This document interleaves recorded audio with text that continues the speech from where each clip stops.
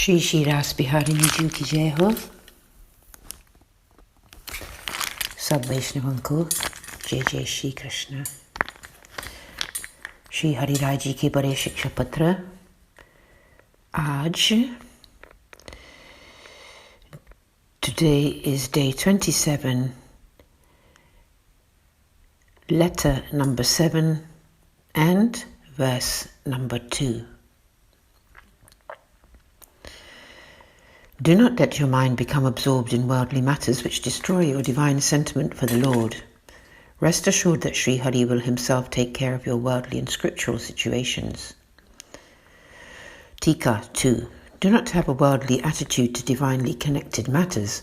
A worldly mind is an obstruction to your divine sentiment.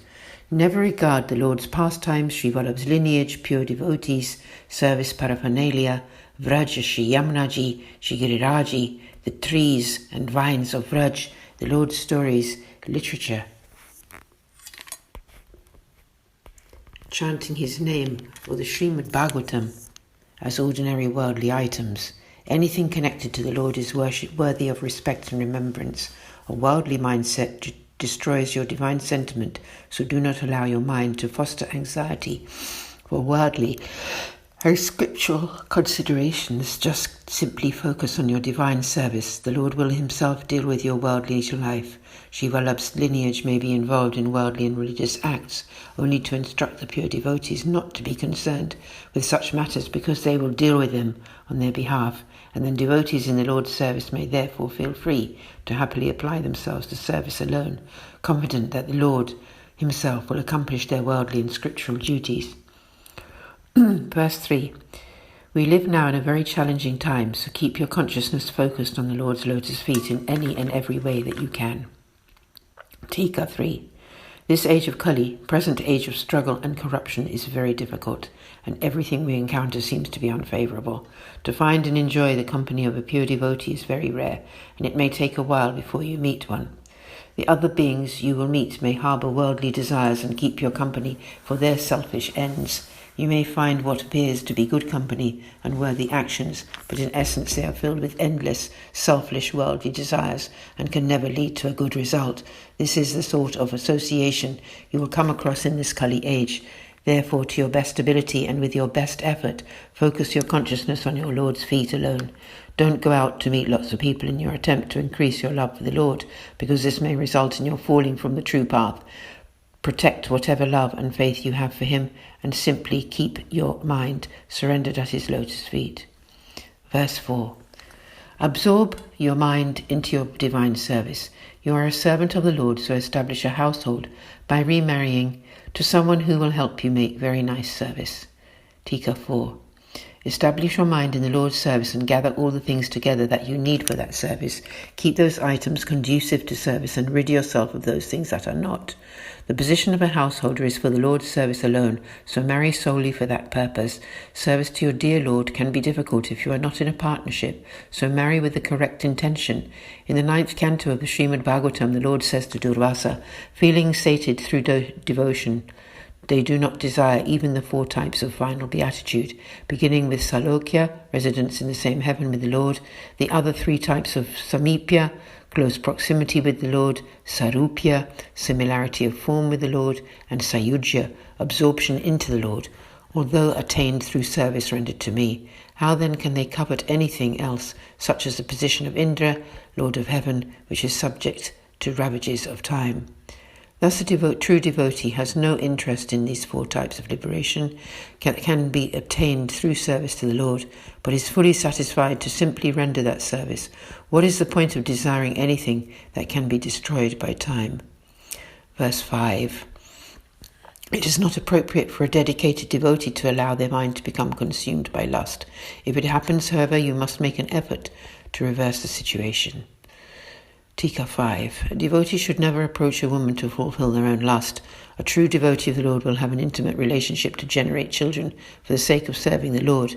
In his Nirodha Lakshanam treatise, Sri Vallabhacharya states, desire a child beloved of Sri Krishna, which indicates that a devotee may choose to have a child who will be dear to the Lord. Thus you may have a relationship in order to curb lust, which is an obstacle to your service to the Lord. Verse 6. In the path of grace, the means to reach Krishna is your heartfelt loving sentiment towards him, and Sri Krishna himself is the goal of that love.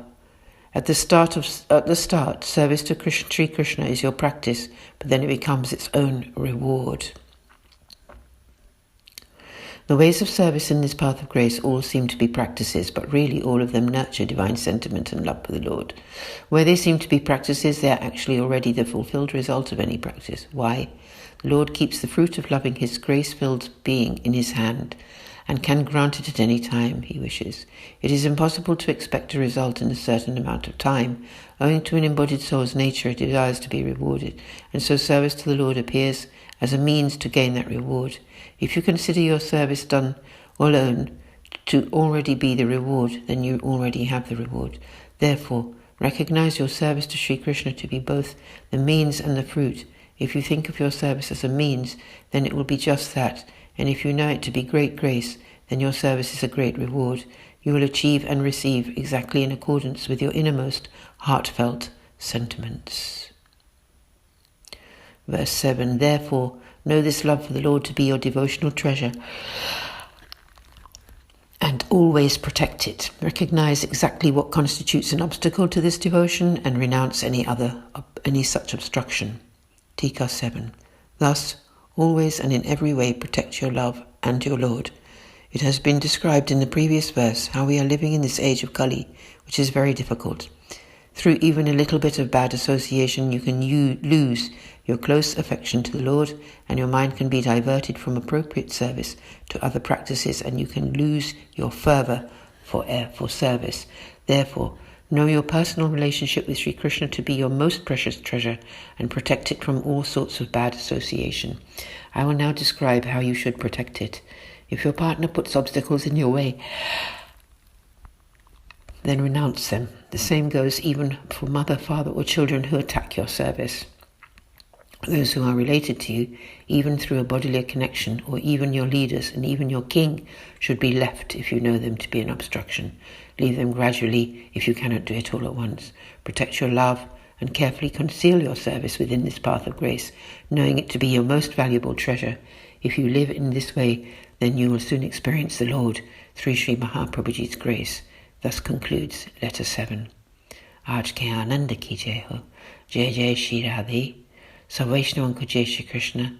Shri Acharya ji ki jai. Shri Gosai ji ki jai. Jai Jai Shri Radhe.